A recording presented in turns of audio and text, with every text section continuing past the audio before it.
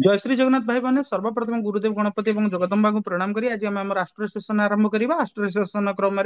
आम जो नक्षत्र सीरीज करुले नक्षत्र सीरीज क्रम आम पुनर्वसु नक्षत्र भितर विषय आज तार विशेषत्व विषय जाना आम नक्षत्र सीरीज कहीं कौन करुचे ना पुरातन वैदिक जुगरे जितेबाला कौन भाव जिते कौन कनसेप्ट नाला आडभांस केमी फलादेश कर बेस्ड ऑन नक्षत्र उपर बेस करके फलादेश कर जोटा कि मोस्ट आकुरेट होता कारण आपण माने जानी रखिया उचित आपण मानकर प्लानेट जोडी भी जेमिति भी बसी थांतु सी गोटे कौन नक्षत्र रे बसिबे जदि से नक्षत्रटा आपण मानकर भेहिकल जदि से प्लानेट लेट से कार शुक्र चित्रा नक्षत्र रे बसचंती जदि शुक्र चित्रा नक्षत्र रे बसचंती ताले शुक्र मंगलर चित्रा आसी मंगलर नक्षत्र बसचंती माने जेतबेले तार मंगलर महादशा चलिबे सेतेबेले शुक्र ऑटोमेटिकली एक्टिवेट हो मो पॉइंट बुझीपार एमती छोट छोट नक्षत्र फलादेश अच्छी आम डिटेल बर्तमान जीवन आम फलादेश पढ़ुना आम बेसिक्स क्लीयर करुचे आम जिते बेसिक्स क्लीयर हो एटलिस्ट कान तो पड़ो सब मन न रो कान तो पड़ो से आम कौन करवा ना जापर जिन तो से क्रम आज आम पढ़ुचे पुनरावसु नक्षत्र आ मन रखु नक्षत्र प्रेडिक्शन उपर ही दशा सिस्टम काम करे नक्षत्र जो विंशोत्तरी दशा आम पढ़ुचे जोटा कि आस्ट्रोसेज देखु चाहे बड़ बड़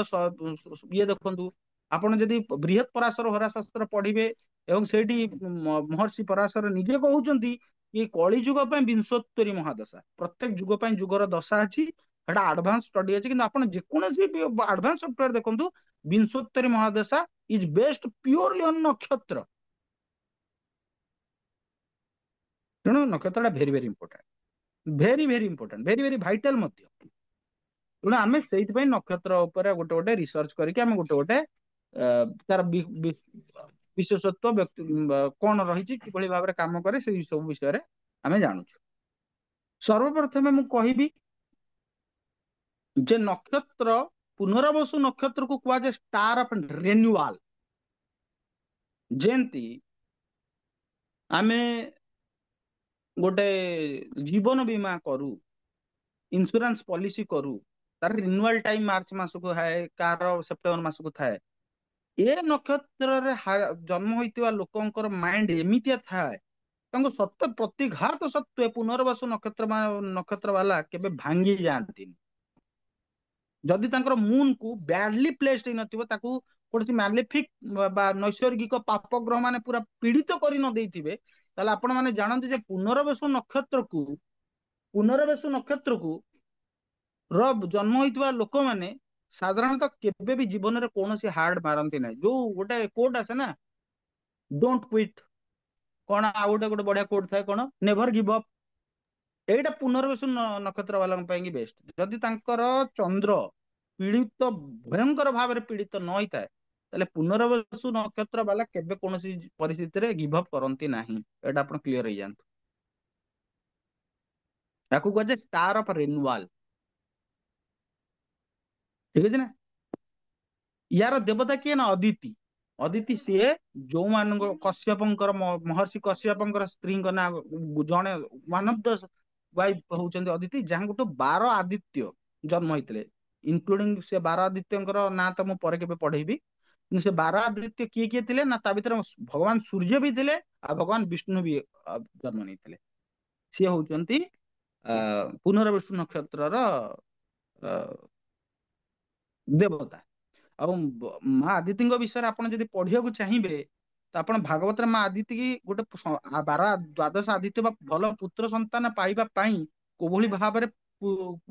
ତପ କରିଛନ୍ତି ତାଙ୍କୁ କଶ୍ୟପ ଋଷି କହିଛନ୍ତି ତାଙ୍କର ମହନୀୟତା ତାଙ୍କର ନିଷ୍ଠା ବିଷୟରେ ଆପଣ ଶ୍ରୀମଦ୍ ଭାଗବତମରେ ଆପଣ ମା ଆଦିତ୍ୟଙ୍କ ବିଷୟରେ ପାଇପାରିବେ ଆଉ ୟାର କଣ ୟାର ସିମ୍ବଲ କଣ ନା ବୋ ଆଣ୍ଡ କ୍ୱିଭର ଅଫ ଆରୋଜ ଗୋଟେ ତୀର ଆଉ ସ୍ୱର ହଉଛି ୟାର ନକ୍ଷତ୍ରର ଚିହ୍ନ ନୈସର୍ଗିକ ସର୍ବୋତ୍ତମ ଶୁଭ ଗ୍ରହ ପ୍ଲାନେଟ ଗୁରୁଦେବ ବୃହସ୍ପତି ୟାକୁ ରୁଲ କରନ୍ତି ଧର୍ମ ଅର୍ଥ କାମ ମୁଖ୍ୟ ଭିତରୁ ଇଏ ଅର୍ଥ ତ୍ରିକୋଣ ଅର୍ଥ ପୁରୁଷାର୍ଥ ଅଣ୍ଡରରେ ଆସେ ଏଟା ଦେବ ଗଣ ୟାର ଗଣ ହଉଛି ଦେବତା ଗଣ ଏବଂ ୟାର ଜାତି ହଉଛି ବୈଶ୍ୟ ଏବଂ यार पंचतत्व भितर ये यार ନିଜସ୍ୱ ତତ୍ଵ ହଉଛି ୱାଟର। ब्रह्मा विष्णु महेश्वर भितर ये ब्रह्मा अंडर रे आसे। जो प्राणी यही पुनर्वसु को नक्षत्र को रिप्रेजेंट करे सेटा हला फीमेल क्याट। पुनर्वसु नक्षत्र को जो फीमेल क्याट माने माई बिलेई। ओडिया रे कहले ताकू कोडा अभद्र हळे सुभाजियो सेति पई मु कहूची ओ इंग्लिश रे तो कहबने एटा ओडिया छुआ है कि इंग्लिश वर्ड कहूची। तो मु हेडा को अवॉइड करिया पई एउडा कहूची हला। तो पक्षी कौन हबो ना स्वान हंस। ठीक अछि। आ एई जो गुडा को पढौनी आपण भाबुचंदी एउडा हम पाखरे टाइम नष्ट करची। मने रख काहागर मेंटल रिमेडी दबो ना याठू बड़ रिमेडी किछि काम करिबो ना। मु सेटा कॉम्बिनेशन पढेबी। आ किंतु आपणाको 27 नक्षत्र विषय शुणी जांतु मोट। आ जदि वर्क न कला तमे निज ऊपर ट्राई करो कौन 7 डेज रिजल्ट आछि निजे देख करिकी ये रिमेडी केबे फेलुअर हबनी। कारण तुम रूट को धरिकी से काम करिवो। जोठी पानी देले गछर पत्ररे पानी देले गछरे ये नाही गछर चेरारे पानी देवा पड़े तार सार फार गुड़ाक गछर देवा माने चेरारे देवा पड़े मूଳରେ देवा पड़े जो जड़ जो कहती। ठीक আছে ଏଗୁଡା ସବୁ ଜଡ। ହଁ ବାଉଁଶ ଗଛ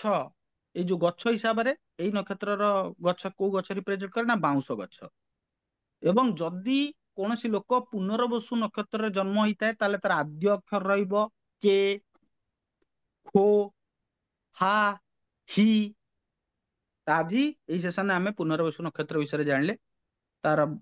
ବିଶେଷତ୍ୱ ବିଷୟରେ ଜାଣିଲେ। ଆଜିର ସେସନ ପାଇଁ ଏତିକି। ସମସ୍ତଙ୍କୁ ଜୟ ଶ୍ରୀ ଜଗନ୍ନାଥ।